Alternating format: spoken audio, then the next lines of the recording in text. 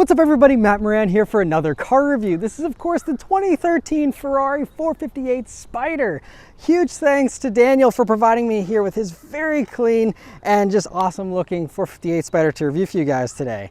So about the 458, I mean, it's epic. It's an iconic vehicle that even to this day here, like 9 years later after these came out originally, it still looks really good. At the time it was, some people weren't a huge fan of the styling, but I think it's aged really well over the years here. And I mean, it also has gone down in Ferrari history as, being the last with the naturally aspirated V8 engine here in these. And it's just an incredibly special car. Of course, there is the Speciale and Speciale A, which, were the last gasp of that naturally aspirated V8. But for the regular 458 Spider here, it is still just pure magic with a 9,000 RPM red line and all the other things that make Ferraris as special as they are.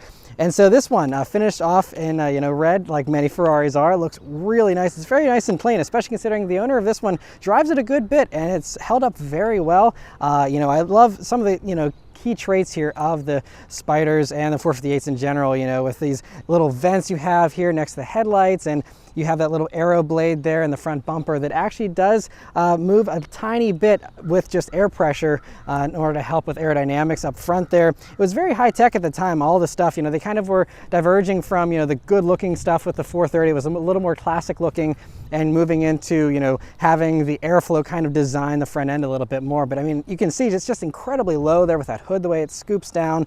And then you come up to these fenders with the, proud Ferrari badge there right on the front fender, and these really large 20-inch wheels that in a vehicle this small really stand out. And another thing that really stands out is these Brembo carbon ceramic brakes, which were standard actually on all 458s.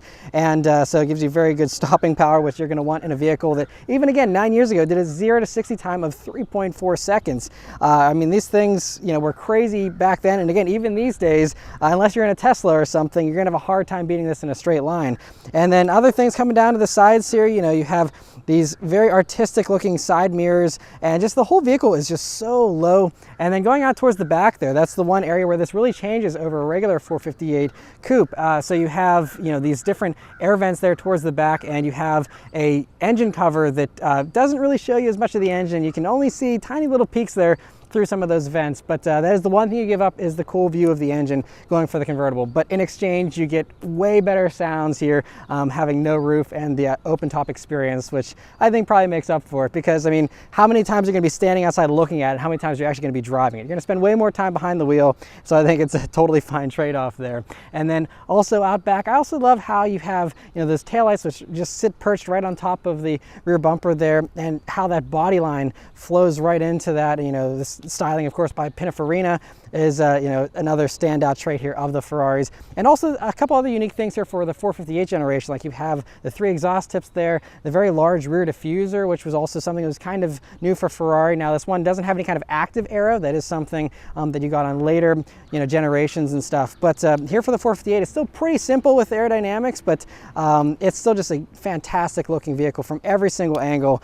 Right, so for the interior of the 458 Spider, well, it is of course an incredibly special place to be. I think the first thing you notice when you sit down in this vehicle is just that massive tack that just screams at you, honestly, and it's right in your face. It's enormous. I think it's the largest tack I've ever seen, honestly, in a car, and it just is so cool looking. I love all the little details. It's very three-dimensional, and it's just awesome to have an analog tack right there front and center. But you still do have the digital component, which again, for a vehicle, this one even being a 2013 model, that was still pretty futuristic for the time. So you have little displays, which are actually very high resolution, look really great even again to this day, both on the left and on the right, and they're very simple to control. So the left one here will show you all your vehicle dynamic settings, as well as your trip information, all the basics, and it's just controlled with this little controller here on the left hand side, so very logical. The right hand side there is basically just for your radio settings, phone, and navigation, and that's just controlled with this little joystick here. Now inputting some type of address or something, and that's probably not going to be super practical. You do have cup holders and stuff, so you could just do a normal phone mount these days if you want for navigation and stuff. But still nice to have the little map there. And you have satellite radio, all that kind of stuff. This one also has the JBL upgraded stereo too, which is very nice to have if you enjoy listening to great music while you have the great music of the exhaust going at the same time. And so it's nice this one has that upgrade. And then yeah, I mean, otherwise, the seats, for example, are the nice soft comfortable Daytona leather seats, and you can get racier seats in these if you'd like, but I think for longer term comfort these will probably be a little bit better. The bolstering isn't quite as extreme as you might be expecting for a Ferrari. Ferrari, but again, especially with the Spiders, you know, they're going for more of a daily driven type of vibe, and so you don't want to have racing seats in a daily driver usually, and so these seats are really great. They're also heated, they have memory, they have all kinds of, you know, lumbar adjustments and all that, and you know, very comfortable seats so far. And then the steering wheel is also another incredibly special and very unique thing here that really no one else even to this day has too much of this like Ferrari does, where you have your turn signals on the steering wheel, you have your light switches, your windshield wipers, all that, as well as your drive mode selector and your dampers, and of course the engine start button. And this one's very nicely optioned here with the carbon fiber, so you have the shift lights here at the top of the steering wheel, which is a very cool F1 inspired touch, and you also have a little bit of carbon fiber there around the hood for the tack, and so that's a nice touch. And all the other carbon fiber all throughout the interior trim here looks great as well. And I mean, this is, you know, everything in this vehicle is covered in either leather or carbon fiber or, you know, some type of metal, and it all feels very high quality, like you would expect from a vehicle that, you know, this one was like over $300,000 new. You know, they're and even to this day these are, you know, well over $200,000 still, and so it feels appropriate for, you know, the price tag. And you know, you definitely feel like you're sitting in something that's that expensive. But I mean, the steering wheel has a great 9-3 grip, cool little 10 and 2 notches with the horn buttons built right into them there, and of course you have these massive carbon fiber paddle shifters here on the back of the wheel. They're column mounted as well, so they don't move with the wheel. I actually prefer that because you always know where they're at, instead of, you know, if you're doing some type of maneuver, you know, with normal steering wheel mounted ones, sometimes you get a little disoriented. I like that these are always in the same spot. And then just down here you have 2 shallow little cup holders, one super shallow, but nice to have some little storage bins there. And then you have another little cubby here, which is very shallow, but actually for modern smartphones, as long as you don't have a super massive one, it does actually fit them fairly well. And so that's a nice little touch to have. And then another little power outlet and another very shallow bin behind that. And you also have this little shelf behind the rear seats, and that was actually designed, I believe, for a set of golf clubs, maybe a smaller set of golf clubs with the seats up a little bit further. If you're tall, you probably won't be able to fit golf clubs back there, but you know, a nice little extra bonus space nonetheless. You also have little pockets in the doors here, which is, you know, something you're not really expecting in a Ferrari either, but it is fairly practical. Especially another practical thing is under the bonnet there you have a massive space. Honestly, it's bigger than a lot of sports car trunks, honestly, and is, you know, very usable. You can fit several, you know, suitcases in there, actually stand them up or lay them down. It's a good square kind of space there, and so very well executed there, so you can actually live with this thing pretty easily. You don't have to make too many compromises if you do want to actually daily drive this vehicle or go on a little weekend trip with some luggage and stuff. You can totally do that. And but yeah, overall it's also a pretty comfortable interior too. You know, it feels pretty roomy and stuff, so yeah, it's just a very awesome place to be. Alright, so let's start up and go for a drive. The 458 Spider has the typical twist Ferrari key, which is awesome, and now the newest stuff they've moved to having keyless stuff in, you know, the Roma and things like that, but I love having an actual twist key still here. And yeah, just a couple of buttons there on the back of it, but yeah, so you just slip it into the slot here, and it'll do a bunch of beeps on you, but then you just put your foot on the brake at the engine start button. It roars to life. It sounds so good. Alright, so setting off here in the Ferrari 458 Spider. Wow, this is an incredible experience. Just even going, you know, very slowly here, it's very impressive. So first things I think I'm noticing here are, you know, you have really good visibility. I love how you can see the front fenders there, and I kind of curve up, but then the actual hood and everything does drop down very nicely, and so it gives you a very cool look. Also, you see those exhaust baffles open up under just even slight acceleration, and it sounds so good. They actually did modify the exhaust baffles in the Spider version, so you actually have a little bit of a different sound than the Italia, and so they're saying it supposedly is a better top-down experience. But yeah, I mean, you do have a little bit of a blind spot over your right shoulder there, thanks to those beautiful flying buttresses. Other things you notice about the 458 Spider is very sharp throttle. I mean, you just breathe on the gas and you immediately get response. Brakes also feel really good and fairly easy to modulate for carbon ceramics, actually, although they have a little bit of noise to them. Another thing you notice right off the bat in the Ferraris here is just not only is the throttle response really sharp, but it's also like an on-off switch. Like the second you start, it like immediately starts picking up on you, and it doesn't have any kind of you know, delay or any kind of slowness to the reaction. It is like immediate, like you breathe on it, it wants to go, and it's kind of crazy just how responsive it is. All right, so we're up in race mode, and let's turn down onto this back road here and see how it does. Here we go.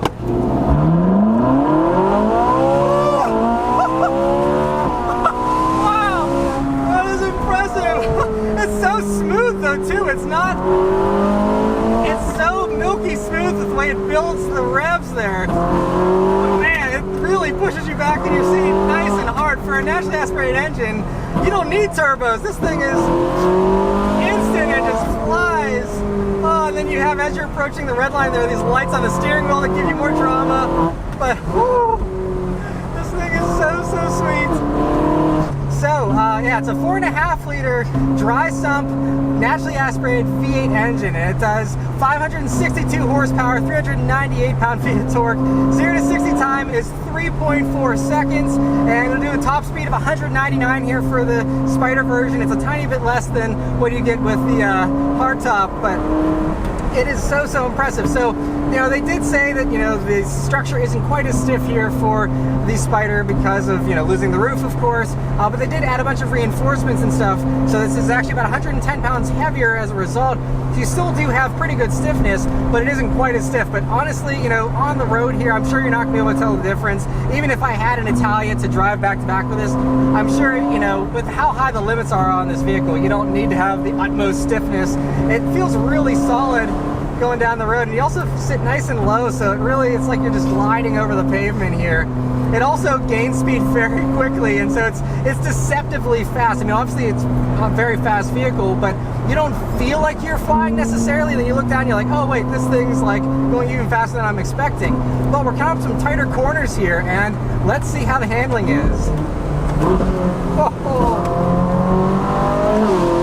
Oh, it's savage with the 7-speed dual clutch.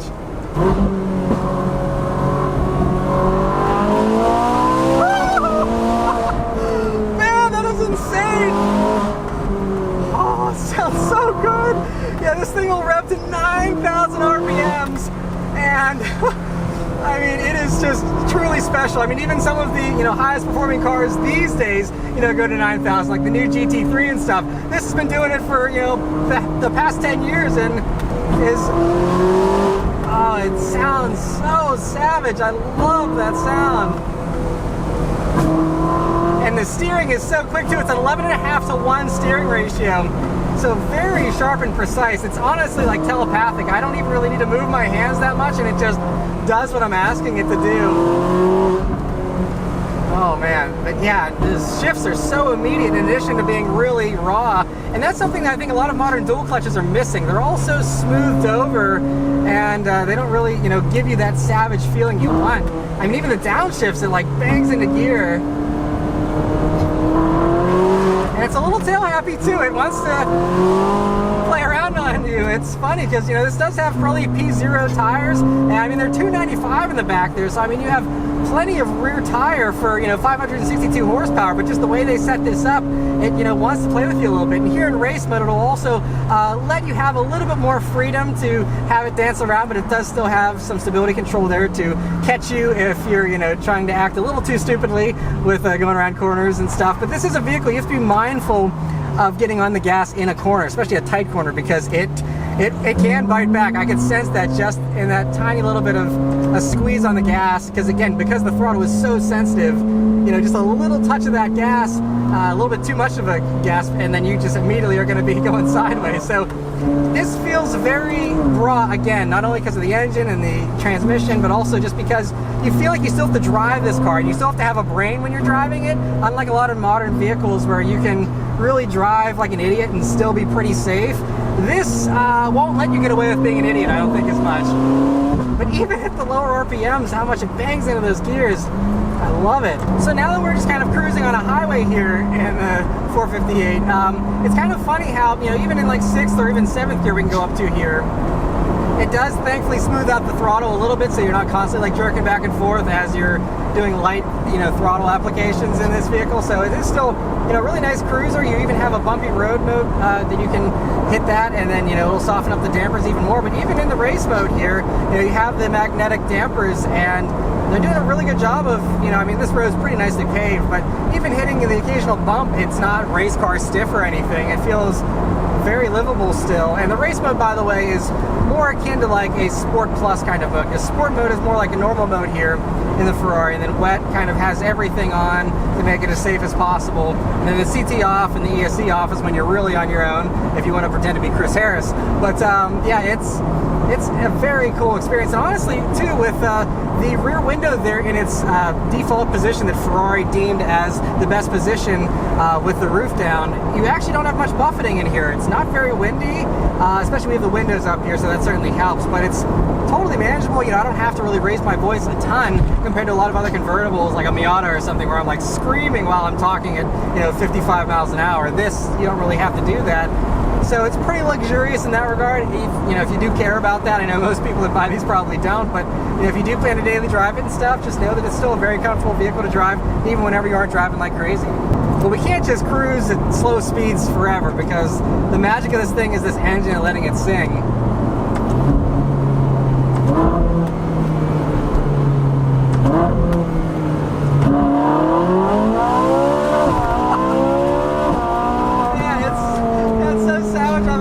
But it's kind of funny how it kind of holds back a little bit in first gear. You can tell it's not giving you everything, and then once you're in the higher gears and the higher RPMs, that's where it really goes nuts on you.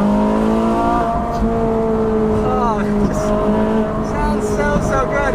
I just drive this thing around in like second and third gear all the time, because that's like all you want to hear.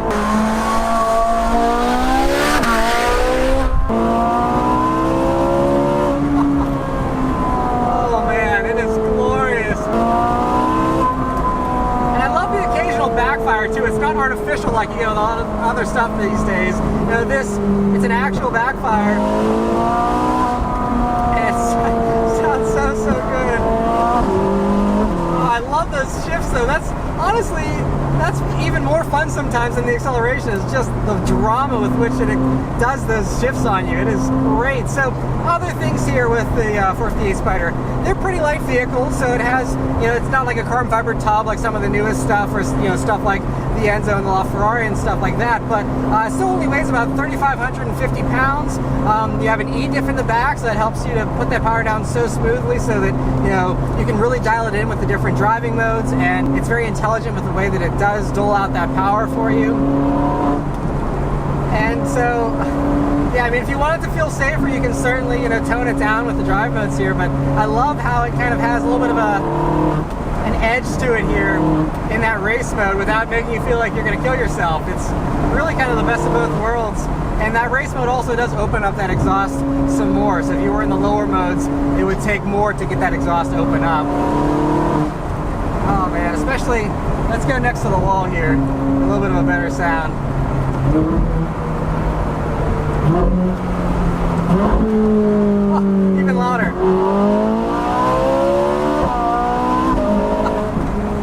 This is a bucket list thing for me to drive a 458, and the Spider is definitely the way to go for sure.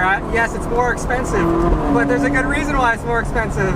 You know, it's just, I think, much more exciting experience. I mean, I haven't driven a regular 458, but, you know, having the roof off, you're never going to have as much sound in the coupe like you get here in the Spider.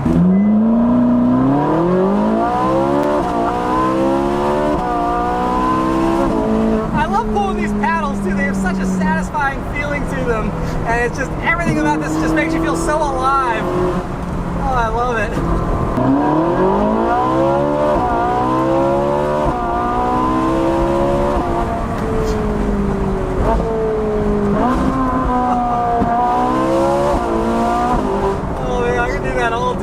It's also very nice that you do have these carbon ceramic brakes to haul you down, and they do a very good job of hauling you down very quickly to a stop, so that you know, you can gain speed really fast, but then you can get it right back down to sane speeds just by quickly dabbing on these brakes, and they immediately slow you down. Feel really good. It feels nice and stable under braking too. But ooh, yeah, that's a rush. Man, I think everyone needs to go back and drive one of these, all the OEMs. This is how you tune a dual clutch. This is what we want dual clutches to feel like in sports cars. Make it this aggressive and this rough. No one wants smoothness in a sports car. That is how you do a dual clutch. Oh man.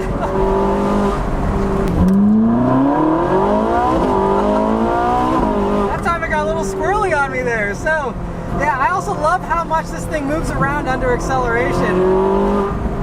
It really gives you even more drama. Now you have the magnetic dampers, which keep things buttoned down. It doesn't feel sloppy or anything.